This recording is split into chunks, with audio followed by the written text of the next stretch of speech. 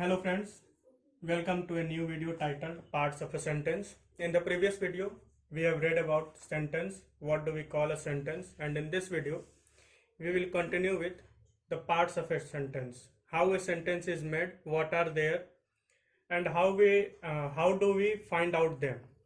First of all, let's see a brief demo, a brief introduction on what is a sentence. A group of words that makes a complete sense is known as a sentence. एक ऐसा group of words जिसका कोई ना कोई एक meaning निकलता हो उसको हम लोग बोलते हैं सेंटेंस। जैसे Ram it's a mango, Ram एक आम खाता है। एक और ग्रुप ऑफ वर्ड इसमें हम लोग लिख देते हैं इट्स ए मैंगो राम। दोनों एक ग्रुप ऑफ वर्ड्स है, दोनों एक सेंटेंस बना रहे हैं, लेकिन इट्स ए मैंगो राम, आम एक राम खाता है। आम राम खा नहीं सकता, तो ये क्या है? ये इनकम्प्लीट है, ये नॉन परफेक्ट एग्जाम्पल है एक सेंटेंस का। इसको एक सेंटेंस नहीं बोल सकते। लेकिन अगर इसको देखा जाए, Ram it's a mango, Ram एक आम खाता है, perfect meaning and a perfect example of a sentence, so this is known as a sentence. Sentence is a group of words which has a complete meaning and which gives us a sense in a normal way is known as a sentence. Now let's head towards the parts of a sentence. When we talk about a sentence, let's take once again the best example, Ram eats a mango. बहुत common example है, जब भी आप लोग पढ़ेंगे पहला example जो board पर लिखा जाएगा तो राम को आम ही खिलाया जाएगा और कुछ नहीं होता, राम कुछ खाता ही नहीं। Ram it's a mango, Ram यहाँ क्या है? एक सब्जेक्ट है, और इट्स ए मैंगो क्या है? एक प्रेडिकेट है। एक सेंटेंस में जितना भी बड़ा सेंटेंस हो, दो ही चीजें होती हैं उसमें, एक सब्जेक्ट होता है और दूसरा प्रेडिकेट होता है। आगे चल के इसी प्रेडिकेट को कई सारे भागों में बांट दिया जाता है। जैसे ये एक वर्ब है, ये एक आर्टिकल है, ये एक नाउन है, इन्हें सब चीजों में बांट दिया जाता है। Let's see some more examples of sentence which has a subject and a predicate. The first one is I play cricket. इसमें I है subject और बाकी जो भी बचा वो होगा predicate. You are reading English.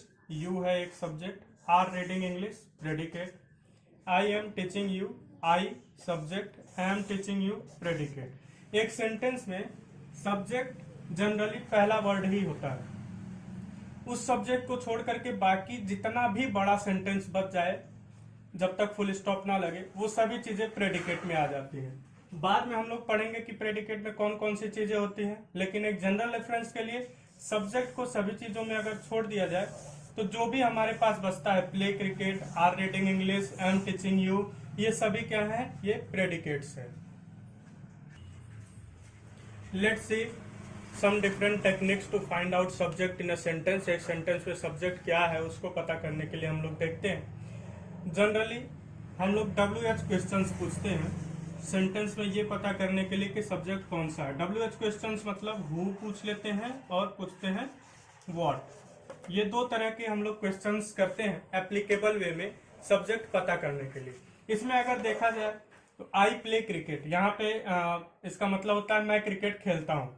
अगर इसका क्वेश्चन बनाया जाए हु प्ले क्रिकेट, क्रिकेट कौन खेलता है, तो आंसर मिलेगा आई प्ले क्रिकेट, मतलब मैं क्रिकेट खेलता हूं। राम इट्स मैंगो, राम आम खाता है। हु इट्स मैंगो, आम कौन खाता है, तो आंसर हो जाएगा इसका राम, राम आम खाता है। तो हु एक क्वेश्चन ऐसा बना जिसको पूछने से हमको पता चल जाएगा कि इसमें सब्जेक्ट कौन सा है, किसी भी सेंटेंस में सब्जेक्ट कौन सा है हमको पता चल जाएगा हु एक क्वेश्चन करने से। दूसरा WH क्वेश्चन बनता है हमारे पास व्हाट का। व्हाट अगर हम क्वेश्चन पूछेंगे तो हमको पता चल जाएगा कि एक सेंटेंस में सब्जेक्ट कौन सा है। एक एग्जांपल इसका हम लोग देखते हैं। एग्जांपल क्या हो जाएगा कि वॉच इज एक्सपेंसिव, घड़ी महंगी है। ठीक है, कोई बात नहीं, घड़ी महंगी है। वॉच इज एक्सपेंसिव, यहाँ व्हाट इज एक्सपेंसिव क्या हमारे लिए महंगा है? वो है घड़ी। Watch is expensive. यहाँ पे घड़ी महंगी है, वॉच से हमें पता चल गया कि सब्जेक्ट क्या है, वॉच। House is beautiful. घर अत्यंत ही खूबसूरत है। तो यहाँ पे क्या सुंदर है, घर सुंदर है। वॉट इज ब्यूटीफुल, क्या सुंदर है, तो हाउस इज ब्यूटीफुल, घर यहाँ पे सुंदर है। तो हमें WH क्वेश्चंस व्हाट और हु से पता चल जाता है कि सब्जेक्ट क्या है सेंटेंस में। सब्जेक्ट ये होता है पहला वर्ड, या हम ये क्वेश्चंस लगा करके देख सकते हैं कि सब्जेक्ट कौन सा है, और सब्जेक्ट छोड़ करके सेंटेंस में जो कुछ बच जाए उसको बोलते हैं predicate. Hope you enjoyed it, thank you and have a great day ahead.